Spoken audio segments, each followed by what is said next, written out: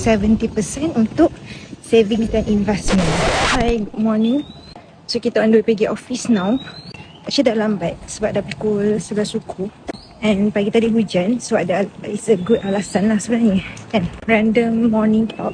Malam masa scroll threads, so seorang brother ni dia minta nasihat kewangan daripada orang-orang yang dah berumur tetis lah apa yang anak-anak muda patut buat. So antara dia adalah, yang personal saya buat adalah dengan tahan diri dulu beli kereta dan allocatekan duit tu around 50% to 70% untuk savings dan investment.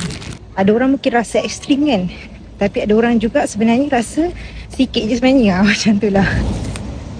So yeah, it still works sebenarnya. I still don't have car, masih jalan kaki pergi office macam hari ni.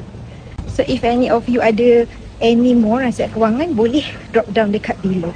Okay, bye.